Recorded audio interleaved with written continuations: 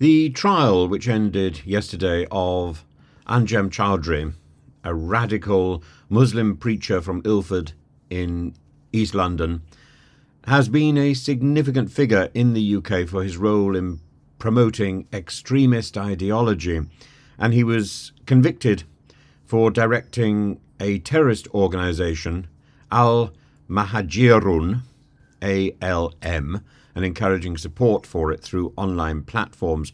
Choudary was found guilty at the Woolwich Crown Court for his involvement with ALM, which has been banned in the UK since 2010. And despite its prescription, ALM continued to operate under different names. Choudary took on a leadership role within ALM from 2014 onwards, following the imprisonment of its founder, Omar Bakri Mohammed. Chowdhury's conviction was part of an international investigation which included cooperation between the London Metropolitan Police, the New York Police Department and the Royal Canadian Mounted Police, and the investigation led to an arrest on the 17th of July 2023 and subsequent charges of terrorism. Alongside Choudary, a Canadian national, Khalid Hussein, was also arrested and found guilty of being a member of ALM. ALM, Al-Mahajirun, was established by Omar Bakri Mohammed, was outlawed by the British government in 2010 because of its involvement in committing, preparing for or promoting terrorism. The group's been linked to several terrorist activities and plots, both in the UK and internationally, and it's operated under various aliases, including the Islamic Thinkers Society in America. ALM has had a notorious impact on public safety and security, and individuals radicalised by ALM have been involved in terrorist attacks or have travelled for terrorist purposes, and this underscores the group's dangerous influence and the far-reaching consequences of its ideology. Anjem Choudry has a history of promoting extremist views. He was previously jailed in 2016 for supporting ISIS and was released 2 years later. And during his recent trial, he denied promoting ALM completely, claiming the organisation no longer existed. However, undercover operations and evidence from online lectures proved otherwise. He faces a possible life sentence for directing terrorism, and his co-conspirator, Khalid Hussein, was found guilty of being a member of a proscribed organisation. The sentencing is due on July the 30th, in a couple of days' time. The conviction of Choudry sends a strong signal that the UK and its allies are committed to combating terrorism at all levels. It's very unusual to find a situation where the leader of an organisation is put into a court. It's generally the foot soldiers and the people who are doing the real work.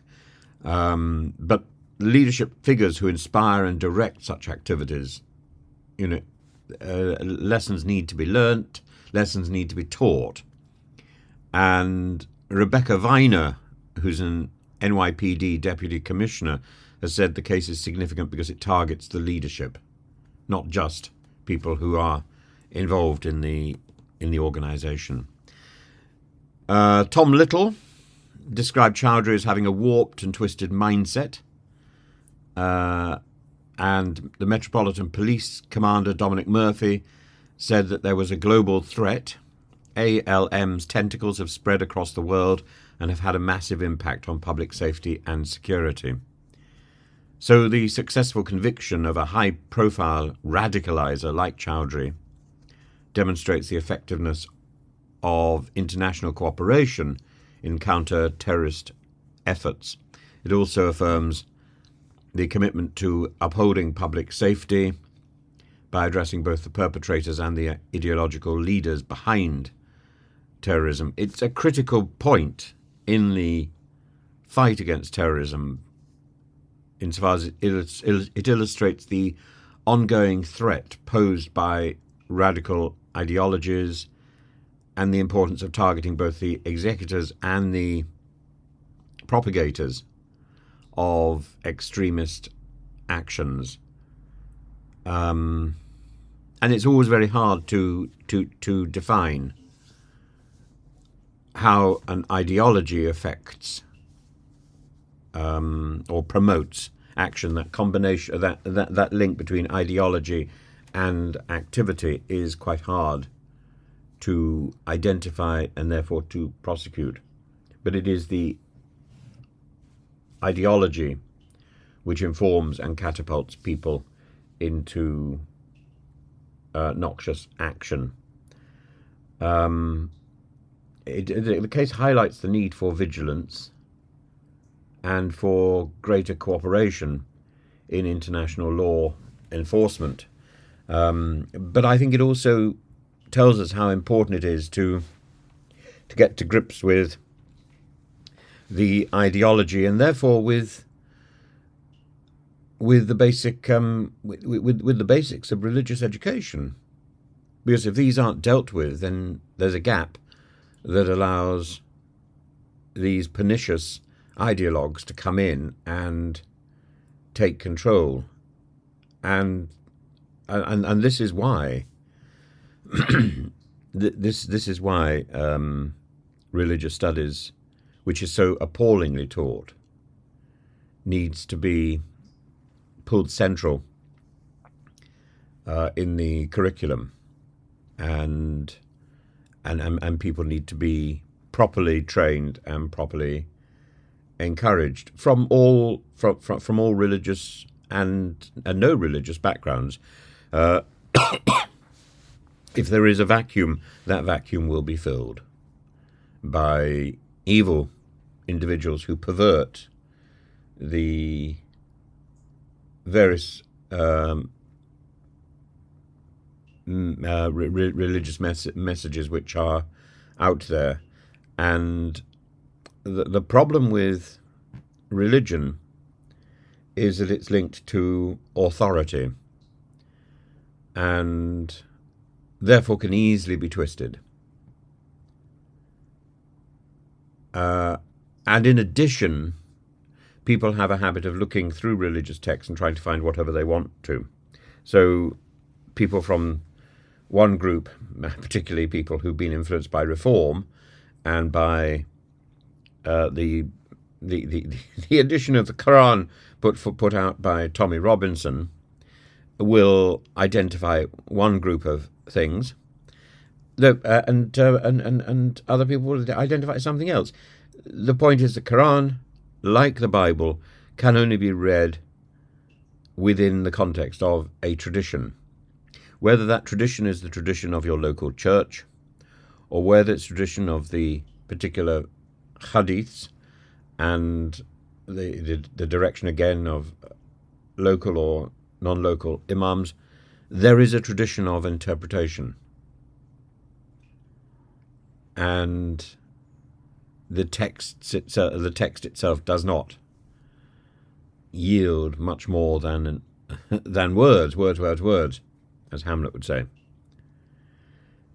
The same thing is true of Judaism. The text itself needs a context, and without that context, the text is odd in the extreme. The text is in all cases, in all these three cases. We could go on and look at Sanskrit texts as well, but in these three particular cases, the texts are examples of the most beautiful literature that has been preserved. Simply from a literary point of view, these texts are of great value. The fact they also form the bedrock, the foundation of religious belief, is also, it gives them greater significance, perhaps. But they are confusing because they are old texts, and often people are people who want to criticize them, or people who want to talk about them from outside the tradition, often are doing so in very shaky translations, which they purport to understand. And even if you try and go back to the original, there are so many different textual variants that there is confusion, and this is why all of the texts require guidance. If that guidance comes because of a vacuum in the form of an evil preacher, then that is partly a result of our failure to fill that vacuum. It's partly a result of a failure in education. And there'll be people on the site here who'll be saying, "Oh well, there's no room for a religious education because it's all poppycock." There is a room for it. In the same way that we study Shakespeare, we should be studying the religious texts of the past, and in the same way that Shakespeare pays the rent, as Judi Dench says, and she's written a wonderful book with that name, so too the religious texts can be living texts for a great many people and can be very comforting for a great many people. And in times of distress and need, there will be those who are promoting a warped understanding of those texts. And as I say, if there's a vacuum, that vacuum will be filled.